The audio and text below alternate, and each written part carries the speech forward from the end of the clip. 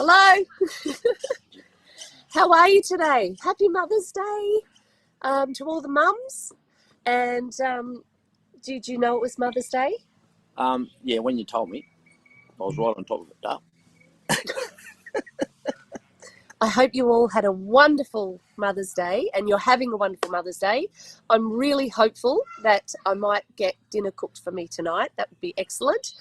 So let me know in the comments today. Let us know if you've had anything's been going on.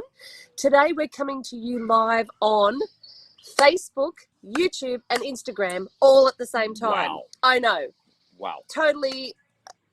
2 months ago, we didn't know how to turn these things on, and we still actually don't know how to turn these things on, but we've got somebody that does. So that's awesome. So if you've got any comments or questions as we're going today, please put them on the screen there, and we will be able to answer your questions. I can't read them because you're a bit further away today. So we're going to get somebody to ask the questions for us and let us know. Yeah. So, Rick, it's been weeks. What's going on? So now you can officially say, where do I look? Because now there's two phones. Right. Am I looking here or here? Who knows? So let's go. I'll sit back and you can't see which one I'm looking at.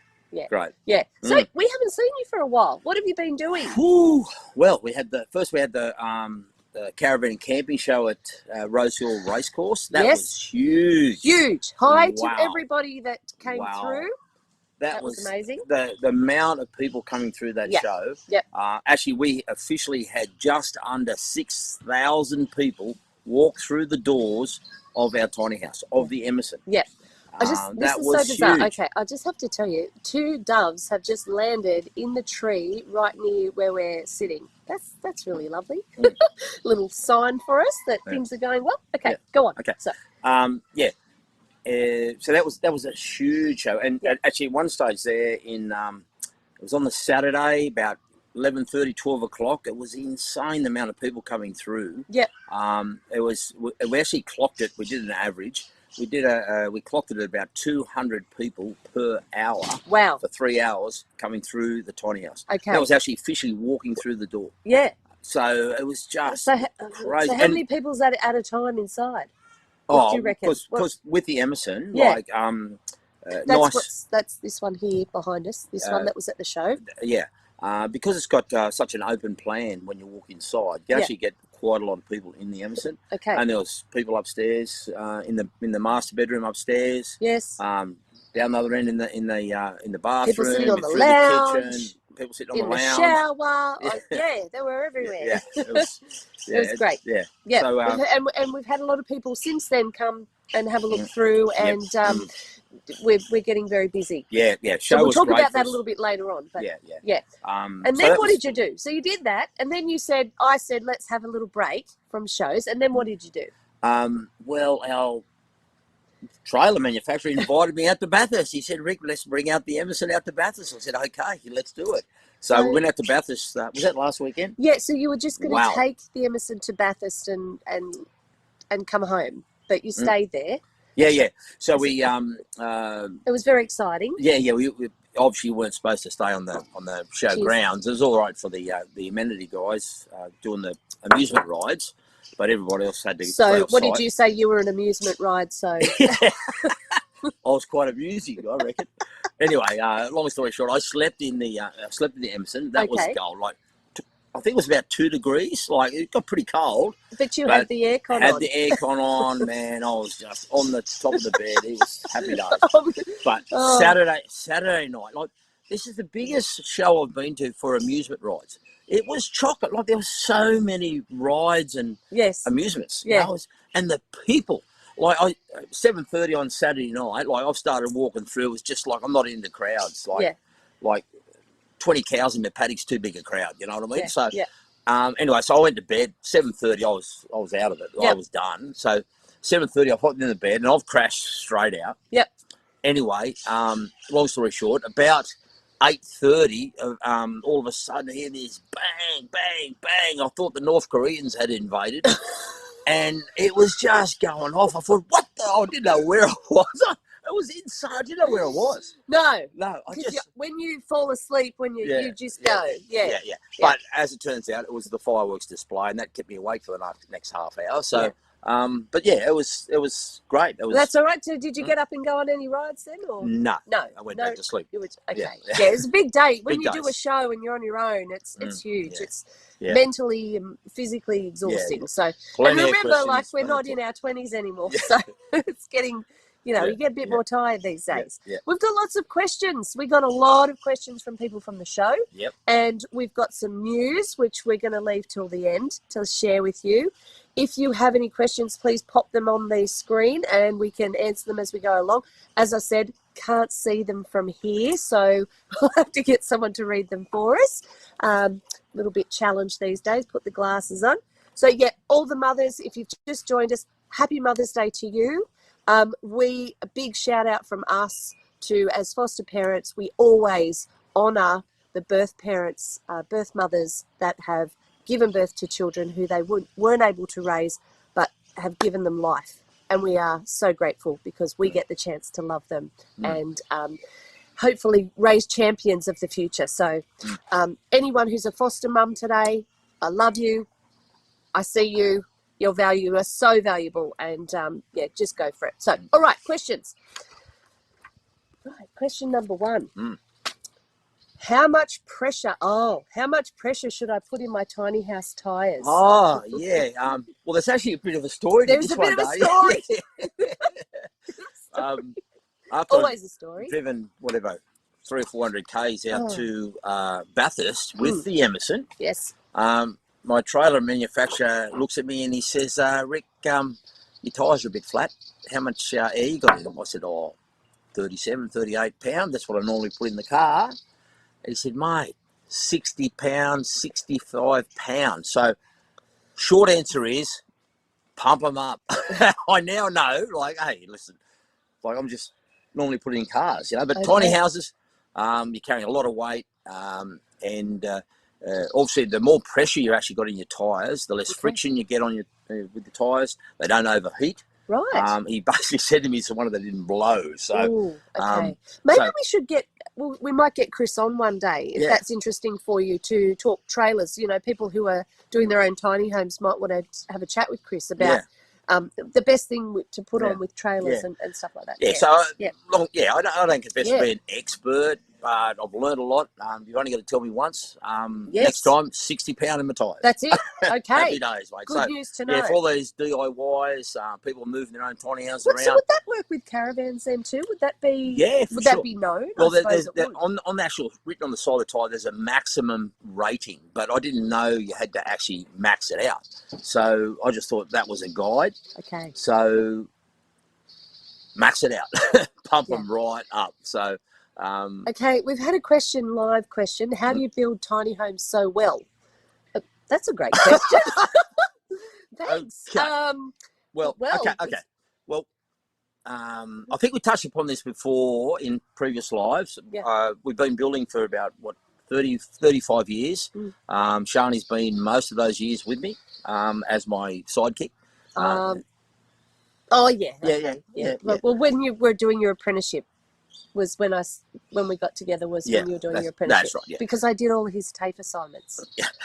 Duh, that's why you married me. Mate, you should come all the time. Go back to the question. You got really good marks. That's all right. You helped me pass. I did, yes. Anyway, how do we build really good tiny houses? Well, 35 years of experience. I've actually put all of that effort, all of that stuff we've learned in the building, high rise. And you know what? We love what we do. We absolutely love what we do. Yeah. This is not a product that we're just trying to make money out of it. This is something we are passionate about, and our whole life is invested in this. So we love it. So when we first, hopefully that shows. So when we first kicked off with tiny houses, I wanted to start with the bar right up here. Yep. So did a lot of homework before we even hit the ground running.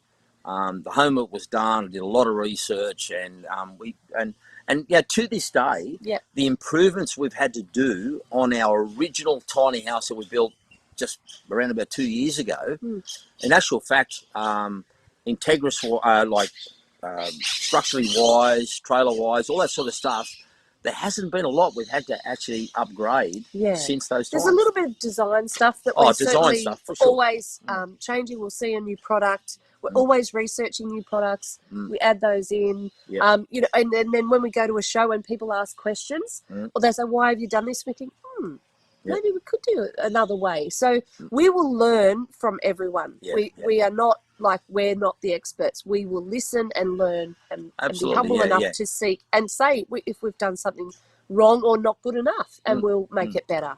So the answer to the question is, we pump everything we've learned, 35 years, straight into and always learning, staying teachable, learning from you as well. But one thing we haven't done is watch what other people are doing. I think that's a big thing for us, is that we started this by building for our daughter who wanted to live on the farm here with us. And from there, like, we'd never even seen a tiny house show. We actually, I think we might have watched one, because we don't have a television. So we're a bit strange like that. So we actually are just going off what we know, what we are doing as we're building, and not looking to say what the competition's doing, or you know, just going through from actually, talking to look people. at it with farmers, right? Granddad, I'm farming like this because that's what Granddad did, and that's what his granddad did, and that's what his granddad did. So, but I'm more one to think, you know what? We're going to pioneer with what we know, what we've learned over the years. We're just going to pump all that energy into our tiny homes. It's like that lady who always cut the leg off when she did the roast dinner. And so, you know, someone came over for dinner one day and said, "Well, why did he cut the leg off?" "Oh, well, that's what Mum always did." "Well, why did she do that?" "That's what Grandma always did." And of course, Grandma had a smaller oven, so she always cut the leg off. Is this going anywhere? Well, I'm just saying, why do you cut the leg off? Oh, I was trying to be funny. It didn't work. Okay. That's gold, no? You should open the shop. You can stick to the jokes. I'll just sit here and ask questions. Okay. Question 2. I've seen on one of your lives that you have recessed a bath in your deck. Can I get a spa instead? Oh, yes. We're actually, it's only a couple of weeks away. At the Sydney Home Show, we're launching our B&B model. Our B&B model is going to have an awning and a deck. In the deck, we're going to recess a spa into the deck. Yeah. Wow. So now you've got obviously tiny homes with all the glass and all the stuff going on. So we've got all that sort of happening. That's just goes without saying. But what we've actually included with this is our awning and the deck on the side, spa in there, and like it's so. Can you great. Would that have to be? Does that work with solar, or would you have to have electricity for the spa part? The spa is obviously going to use. It's going to suck up a lot of power. Yeah. So depending on the setup and on the layout, and we're actually going to do a lot of homework on this ourselves. Once we get this done, we're going to juice up the solar panels. Yep. And the battery storage that we got. Yeah, because you wouldn't want to be having a spa then have no power to cook anything. That's right. It's like great spa, but there's a couple of things coming to play with this, because you know, when you go camping out in the wild, or the wild. in a cabin and all that sort of stuff, well, there's obviously restrictions. You don't normally have town water on tap. That's right. You don't have power on tap. Yep. You don't have toilets on tap or in a hole. You know what I'm saying? Yes. So it's a whole new different experience. So you've got to learn. And this is what I think is good for people that maybe lived in the city all their life, and then so now you just can't have the half an hour shower. No, like, you've only got so much water. Yeah, that'd be gone in one go. And when you're using water, you're not just turning on the tap, you're just using water. You're actually using power, because remember, your pump has got to pump the water. Yes. And then you're pumping the water, but then you're also using your gas. So the gas, the water, the power, like, you've really got to actually adapt to that's right. This off-grid living. That's so you can't just our kids have adapted. It's 2-minute showers. It's 2-minute showers. Yeah. Next question.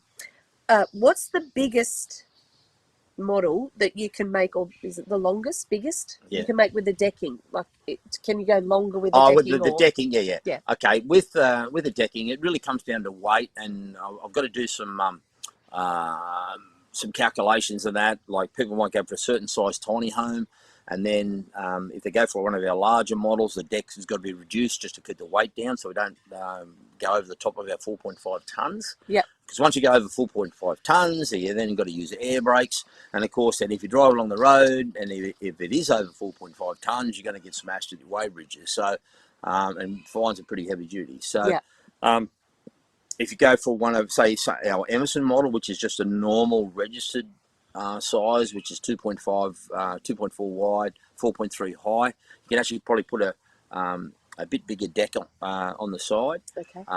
But of course, with that, so now you've got a registered caravan size trailer, which is maxed out at 2.5. Yep. Now to put a deck on the side, so the technicalities of that, obviously the deck and the awning roof on the side take up about another 200 mil approximately, when it's sort of Concertina. Yeah, that's the word I'm after. Okay. Together. One goes this way, one goes this way. Yeah. Falls together. It takes up a couple of 100 mil, which is wider than 2.5. But the technicality is we've got a registered vehicle at 2.5 wide, and it's got carrying something that's a bit wider than the registrable size. Yeah. So then you have to put flags and stuff on the side. Yeah. Yeah. Okay. So we just had a comment that we build well because we have great people working for us. So I think it might have been one of our staff, but that's okay. It's true. Yeah. We it's not just us. There's a whole team of people, and they are all experts in their field. We all work well together, and shout out to our crew. We love you guys, and bigger and better things coming. So that's very exciting, which we'll tell you about at the end. So next question. We've got a lot of questions. We might have to cut it short because I'll have some dinner. Something, massage, dinner. It is Mother's Day, you know. I'll keep saying that. Do you do 5-wheeler tiny houses? Okay. The reason for this question is because a lot of people watch the American tiny house shows, and they have a different system to us. They're big 5-wheelers. Do we do that? Can we do that? Okay, what is a 5-wheeler in the first place? I don't know. Well, I've got an idea, but it's big. They call it the fifth wheel because underneath it's not like the third wheel on a day. The actual coupling itself, or very similar to a truck and a prime mover. Okay, it actually sits on top of the back of a ute, whether it be a Dodge Ram or like a truck itself. Sometimes you see big horse floats. They actually come across and they step up and they got the actual tongue or bowl, whatever you want to call it, that actually sits underneath. It's a different system. Sits into the back of the onto the back of the truck. Okay, so that's the fifth wheel. Okay? So that's the fifth wheel. Right. That's what I call the fifth wheeler. Okay, got you. Yeah. So in saying that, one of the amusement guys, so they have that system. A lot of the guys that are dragging around all the circus stuff. That's right. Shout out to Alan. Yep. Okay, shout out to Alan. Yep. This guy loves his trade. He's third generation amusement ride, travels Australia. That's what they lives do. on the road. Yes. This is what he does. Yes. Okay. Yeah. He's got a fifth wheeler at the moment. Yep. It's getting a bit long in the tooth. Got a bit of vintage to it. Okay. Basically asked the question, hey Rick, can you upgrade this? He said, I just want to pimp it up. Just Pimp my ride. Pimp my fifth wheeler. I just want it. Just give it to me. All right. This so is we're his doing house. that. We're going to be doing that. Doing that. We might, you know what would be cool? Let us know what you think. We might film that happening. We might film a whole episode and make it like a Pimp My Ride episode thing. Yeah, it's going to be That'd huge. Be cool. I'm so excited about doing it. Like, there's a lot of effort going in. And so that'd be something effort. totally out of the box. Not something we do a lot of, but it's a custom thing. We just had a question. What size timber do you use for your frames? That's interesting. Actually, we don't use timber. We don't use timber. We don't use timber. For that question, all of our tiny homes are actually constructed out of refrigeration panel. Okay, we work on we use a 75 mil thick refrigeration panel, which is basically solid polystyrene panels. They're 1200 wide, and they're actually cut to the length of whatever length tiny home we're actually building. Okay, so this is solid insulation. The reason they use this product on building cool rooms is because it's the best insulation you can get. There's no air gaps, there's no holes. it's just solid. But the beauty of it is too is the actual lateral strength. We're now actually using our panels. We're doing them horizontally, so this is like a massive truss. And in short, once we actually key and lock all this together, it's like a giant esky on wheels. Okay, it doesn't like a typical on a car and a car chassis. When you go over humps and bumps and stuff, it actually twists. Okay. But with our tiny homes, they don't twist. They don't move. They're just locked in like a Lego set. Okay, so there's no hairline cracks when you move them. It's just solid. Of course, the suspension and the wheels move. Yep. But the home itself is just solid. It just doesn't move. Yeah. So to answer that question, we don't use timber. Okay. Okay. The beauty of the panels too, and this is why in our Emerson model, the registrable 4.3 high, we can get so much headroom, 1.6 metres clear upstairs headroom in upstairs, is because by using paneling, we can actually use a thinner gauge than timber to span the 2.4. Okay, so rather than using 150 mil timber, we actually use 75 mil timber. So we've actually cut that in half. Now the deck, the mezzanine level, the floor, also rather than 150 mil timber, we use 75 mil refrigeration panel. So we've just picked up 150 mil just in those two elements alone. Okay. And that goes into our headroom upstairs in our Emerson model. And all the models. Yeah, and then of course on the larger models, it just gives you 1.85 metres clear. Do you want to tell them the really good news? There's two bits of really good news. We'll tell you the first one, and it's to do with the home behind us here. Oh, big week. That was huge. Like very exciting. It's really exciting. We had some clients come to us, professional people, 2 kids, love tiny houses, been following tiny houses forever. And ultimately had a budget that they wanted to work to, didn't want to extend themselves to put a $350,000-$400,000 home on their acreage, on their internal block that they've got. A residential house block. On a residential house block. Yeah. They came to me and said, Rick, can you get your homes approved as a permanent home, the principal place of residence on our house block. On our block. So we were commissioned to make that happen. And I'm full of faith. And it wasn't until after the fact I actually told the good news is Wednesday went to a full council meeting, lodged in approximately January this year. I think it was early January, late. Doesn't matter. Anyway, this year. It's been approved. Just got DA approval for a tiny home, our tiny home, as a principal place of residence on an internal residential block in the Southern Highlands. Now, point. Wow. Why can we do that and others can't? Okay. What is it? What's the unique part about the way we build that can make it a permanent dwelling? Yeah. That a tiny house on wheels cannot be. Yeah. Okay. Well, my understanding is every council pretty well across Australia, you can't get a caravan approved as a principal place of residence. That's you have to have a home. Yeah. Has to be to the ground. You can't just take the wheels off and say, oh, this is a home. Like, it's still a caravan.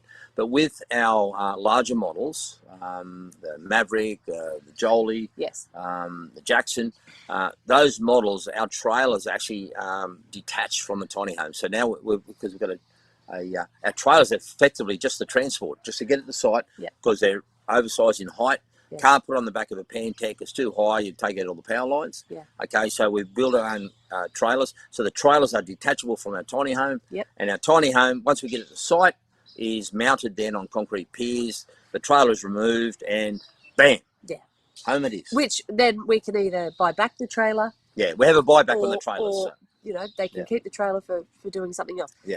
The exciting really thing is too for people is that if you're somewhere and you're thinking, I want to get a house built. They're being built in a factory and then they're being delivered, so they are ready to go. You don't have to then wait when you get your DA approval for another 18 months. It's actually there. It's typically, when you buy a block of land, you might get the DA process going to build that home. Once you exchange on the land, it might be a 6-week settlement. Once you settle on the land, then you can put a DA in to actually build your home on the land. you know, 3, 4, 5, 6 months later, Yeah. you might get approval from To council to start. build on the land. Yes. What this concept now, what it means is, as soon as you come to us, come to Havenwood Tiny Homes, secure one of our tiny homes for your block of land that you're looking at, as soon as you exchange on that block of land, we can actually put the balls in motion to start the DA process, firstly, to get our homes approved on that block of land, but secondly, we start building. So guess what? As soon as you settle on your land, the DA might be another couple of months away. As soon as that DA is approved, bam, you're living on your block. Bam.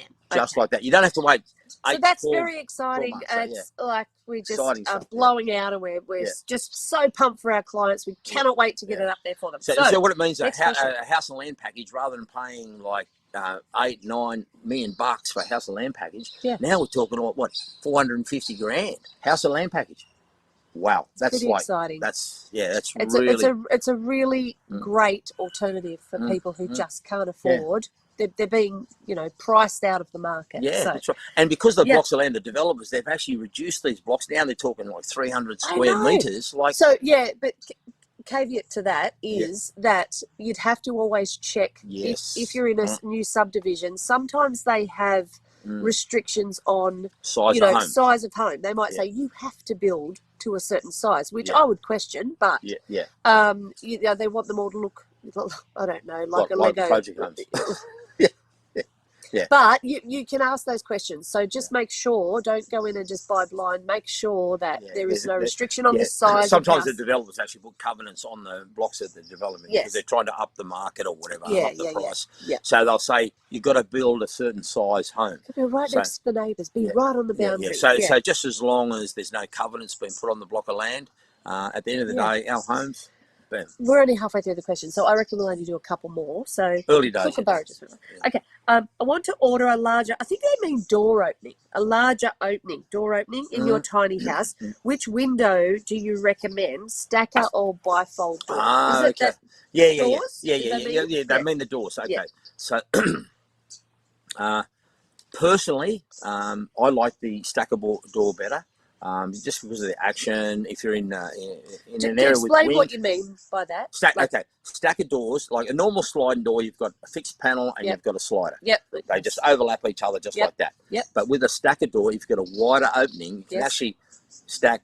You can have two moving doors. So it still comes back to this side, but it goes stack. So you can actually end up with a wider opening. Yes. But the beauty of a stacker door, you can still have fly screens as well. So not only are they good in the wind. And a bifold does this. But the bifolds actually, they concertina together. At the end of the day, they do actually provide a slightly bigger opening, actually airspace. But you can't use fly screens. You can't put fly screens on them.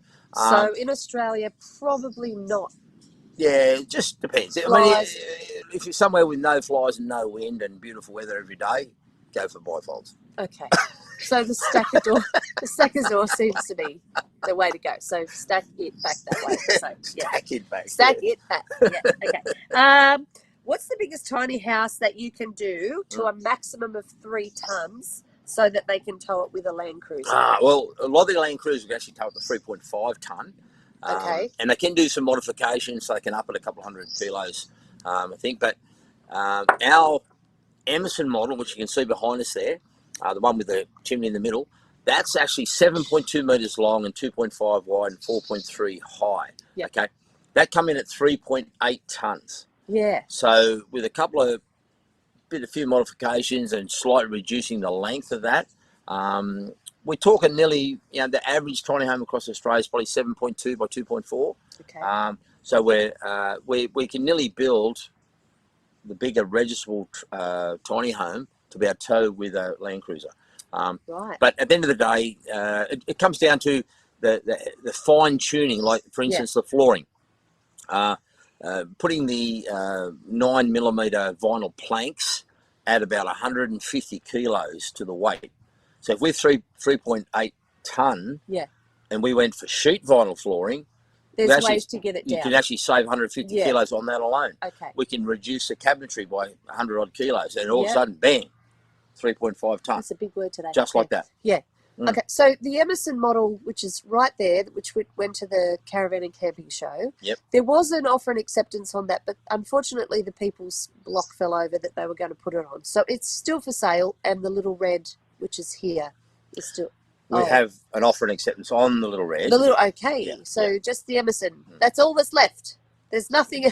Everything else is gone.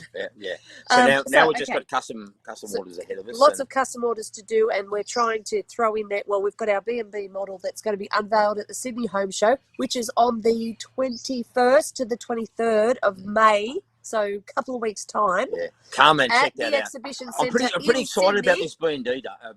B&D. B&B. That's roller doors. B&B is tiny homes. What does B&B stand for? Do you know? Bed and breakfast. That's it. That's right. Got That's it. right.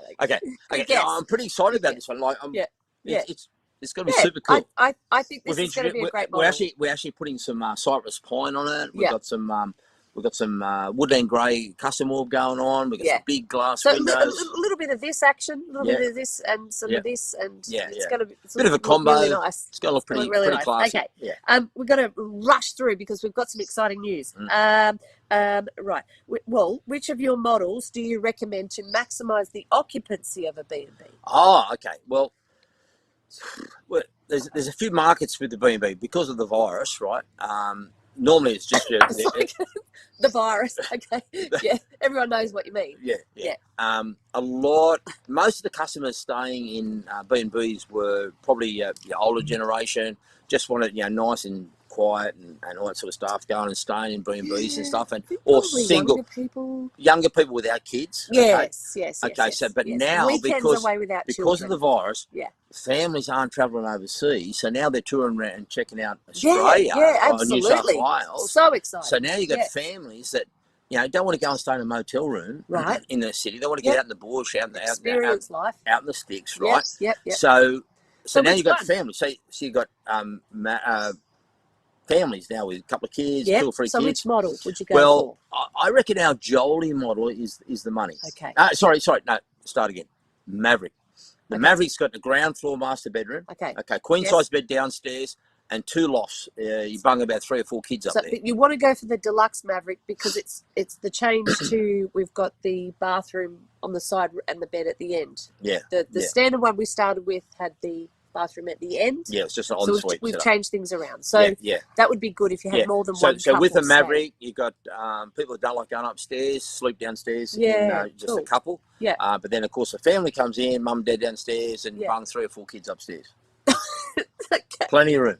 I reckon if you had 4 kids, well, I might be wrong, but if you had 4 kids, you probably wouldn't go on holidays for starters, and you wouldn't be going to stay out of Bathurst. But you may. I mean, it's just, I don't. Out of Bathurst, what people are telling me, like in a normal motel, there are 4 kids and mum and dad, 6 people, they've got to hire 2 rooms. It's 5 people maximum in a room. Yeah, in a motel. Yeah. So you can't go 6 rooms. So now you've got to lease or hire 2 rooms. Yeah. So with our tiny homes, perfect sense. Yes. 1 lease, bung all the kids in. That's it. Or put a couple outside. You can do that. Take a tent. Put on the deck. The ones that have been really bad on the trip, they're outside. Okay. This question. Okay. I'm DIYing a shipping container. Converting to a home. Can you give me any advice on insulating it? Okay. Actually, have a young couple out at Bathurst DIY their shipping container and stuff like that, and they're just absolutely stumped. What can I do? I've got steel, and very hot. Typically, you put insulation on the inside. So, if you put insulation on the inside, smaller, isn't it? It's going to make it smaller. Yes. And bear in mind, the heat's already got through. Well, that's true. So the heat's already inside now. So what are you going to do? You're going to bung refrigeration panel on the outside. On the outside of it? Yeah. So put some battens on the outside of your shipping container, 50 mil Bondor refrigeration panel. Yep. Insulate the outside. Yeah. But the beauty of the Bondor is... We're not sponsored by Bondor, by the way. We probably should be. This is an exterior product, okay? So you can actually put this on the outside of your home, stick and flex all the joints. Yeah. and just paint. It's going to look like a rented house. Yeah, fantastic. Like it's going to look fantastic. Or you could do your camo vinyl, like you the camo vinyl. Yeah. Mm-hmm. Right, a couple more questions, then we'll go on to our news. Yep. Can I install a real wood-burning fireplace in your homes because you're constructed from refrigeration panel? Is it going to burn my house down? Yes. Okay. I started looking right into this because we've got a client that wants to put a fireplace in our Jackson model, and coincidentally, out at the Bathurst show, we've got the expert in importing fireplaces. He's done the homework. He's just successfully installing now fireplaces into tiny homes, whether it be out of timber, refrigeration panel, or steel. Okay. He's the so dude. Shout out to Greg. He's just got this down pat. Okay. He's got the insulation. He's got the flues happening through the walls. He guarantees it. Okay. Really excited now that we can actually offer. So it's like now we've got the fireplaces sorted, we've got the solar sorted, so we're really getting all those extras going along. So, okay, so I don't know what any of that means. So we've got some news before we finish up today. Because we've got some news. So, okay, let's go back. Let's go back a couple of years. So we had this vision so you know that we're in our 50s. We've got kids, foster kids, grandkids, a lot of kids. We moved to this place here in Jamboree to have a life with those children and to sort of, slow down a little and build a few tiny houses. And we were wanting to have this farm gate produce sort of stall thing happening, and that would be our day-to-day income. We have been fighting.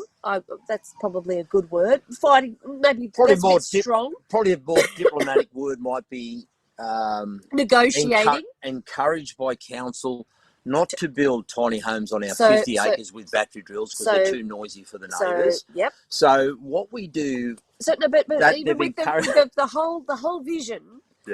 Has not been very well received, and they just pretty much just want to keep the green rolling hills of this valley without anything happening on it. Just a few cows, that's it. So we want to give a shout out to them because we were all ready to sort of retire and just have a pretty quiet life. And because of the roadblocks every step of the way, they have encouraged us to step out and lease a factory, go big or go home, basically. So as of tomorrow, we've secured, or we're securing. So anyway, we actually leased a place early in the year. We outgrew that like in 2 seconds. we already were building in a factory, but we just thought we'd do 1 and 2 at a time and have a lovely life. That's not the case because our orders are now out to Billy O, and we can't even park them here anymore. So we're moving on, and we have secured a place that is amazing. And we're going to show you all of it in a couple of weeks' time when we move in. So that's really exciting. And what's really exciting about it, for me, and for all of us, because a lot of our family are makers, is that it's big enough that we can do our whole vision. So not just tiny homes. There will be every thing that you can think of to do with homes will be there. So we'll tell you more as we go along. But it's because a lot of our exciting. clients, it's not just about the home. They need help with the landscaping, the layout, the design, the whole shoot and shebang. And given our background is in design, landscaping, interiors, the whole shoot and shebang. So now we're sort of in a position and being put in a position, but it's exciting. So it's like, we've been sitting here thinking, Ray Kroc, he started McDonald's when he was in his 60s, and Colonel Sanders was 70 when he started KFC. Like, these people just went for it. And I could tell you dozens of people that have just had a whole nother business model started and just gone on. So, you know, if you're older like us, you're over the 50 mark and you're like us and you're like, you know what, life has thrown you a curveball and you're just like, we have to keep going. We can't retire. Like we've got bills to pay. So we're just going to go for it. And we just want to be people that can encourage people that are maybe a little older in their life to just go, just do it. If you've got a dream, go for it. So we're going to take you along on the journey with us. Yeah. So yeah, pretty exciting. It's really exciting. Yeah. You know, we sleep well at night. Yeah. So our midlife crisis now. So there will be no retiring anytime soon. Let's just keep the show on the road. We've got a great team. Exciting. We're going to be growing that team. We've got this amazing space that I cannot wait to show you. We will do a reveal when we get the keys and get in there, but it's huge. Yeah. We'll be able to build a lot of tiny houses at once, and things are just going. Yeah. What's exciting, there's a few things that come into play with it in the new factory. Right? Yeah. We'll be able to do our actually set up in place. We've got room and some. To build our L-shaped tiny homes. Yeah. Okay, so putting two tiny homes together. Actually, the clients about come and see them actually in play. That's right. How it all works. You know, 4 bedrooms. And we're planning to have be open so probably a Friday. We're thinking that it will actually be open, so people can come in and tour. No, Saturday. Saturday. Friday. Oh, that's right. Because that's right. After the builders have finished, the workers have finished. Yeah, we'll get to all of that. We're still working through it all, but we're so excited, and it's all because that the dreams we had here have been squashed like a bug. Yeah, squashed like a bug. Really? So we're going for it, and we really hope that you might get behind us, and you know we're on this together. We're really excited. I don't know what else to say. That's it. Yeah. Happy Mother's Day. I think that's enough for today. I did have more questions, but we can do that next week. We think probably in about 2 weeks' time, we'll be in the factory to show you where we are. And one other thing about it, and without giving too much away, it is in a place where it's very close to an airport. So if you are from Melbourne or Brisbane and you are interested in buying one of our homes and you fly in, we will be able to pick you up, take you to the factory, have lunch, have a tour, do all the things. And if you buy one of our homes, if you go with us, we'll refund you the cost of the airfares. How's that for a great weekend away? Yeah. Just putting it out there. Yeah. Can we do something for Mother's Day? I'm just thinking out loud. Can we do a Mother's Day giveaway or something? Oh, no. You're talking. I don't know. Well, you know what? We've done care packages in the past, and if you're still watching, but if you are a mum or you've got a great mum and I want you to leave a comment after this live on either Instagram, YouTube, Facebook, any of the mediums. Leave a comment. We will see it, and we will choose one of them, and we'll send her a beautiful gift, and we'll do that, and we'll announce it next week. So have a lovely rest of your weekend. We'll see you next Sunday. Cheerio for now. See you guys. Bye.